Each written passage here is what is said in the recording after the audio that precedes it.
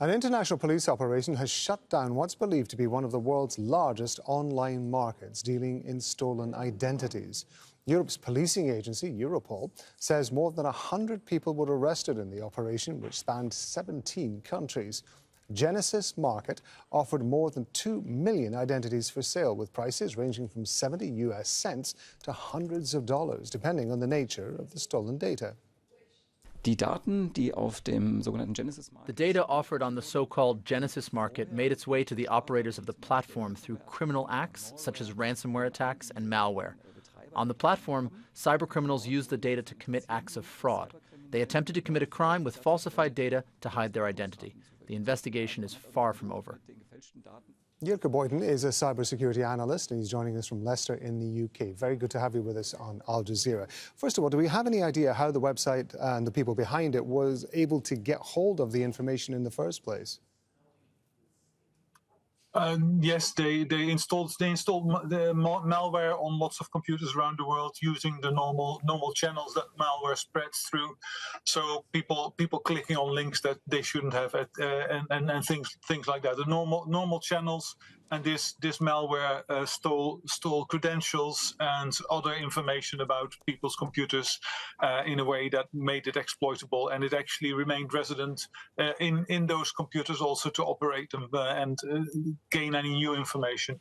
I want to come back to that in a second, but what could people do with this information if they bought it from the website? Well, the most sophisticated thing that they can do is they can pretend that they're these people. In the olden days, cybercriminals would just steal passwords, but passwords by themselves are, in many circumstances, aren't enough anymore, because there's all sorts of other detection going on to see whether somebody is using a different computer, coming from a different place, things like that. And in order to the next stage in the arms race, if you like, is to not just steal the password, but also to steal the information about the computer that the person is operating from. So also to pretend that you're on that computer, and they actually build a Chrome extension that allows people to pretend that they're operating from the web browser of the people that they stole the data from, in order to not set off alarms by coming from a different place, having different fonts installed, and all those sorts of things that can be used to pinpoint a specific computer. That does bring me on to what I wanted to ask you about this. Given the fact that they were able to place some sort of access and get some sort of access in the first place, how deep into the systems was it possible to go? Quite well. They had malware installed for a serious time, so quite deep. My worry is this will be deeply installed in all sorts of individual people's computers, but some of these individual people may have been people working in industry, people who have accessed work email from home, particularly when we were all improvising computer access to critical systems during lockdown. We had to do something suddenly, and people will not have used as stringent security as we would now expect from bring your own device and foreign device policies in companies. So I think there's the potential for serious cyber attacks through beyond the individual computers in this story as well.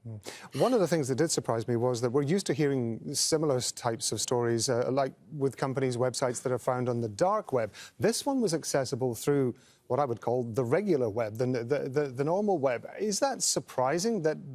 Does that tell us about the confidence that the company perhaps felt that it was able to be accessible in the open, as it were? Well, there's not that much fundamental difference in there. We also know that a lot of bad stuff on the internet happens in closed Facebook groups, for example. So the mechanism that guards all that is some sort of an invitation mechanism. You need to know that it's there. You need to be let in. And essentially, the dark web functions much in the same way. everybody can get into the dark web, but you can't find things unless you know where to look for them. And if that's what we're looking for, well, then it might as well be on the open web to some extent. Although the fact that the whole operation has now been successfully stopped may indicate that this model was slightly weaker than dark web model potentially.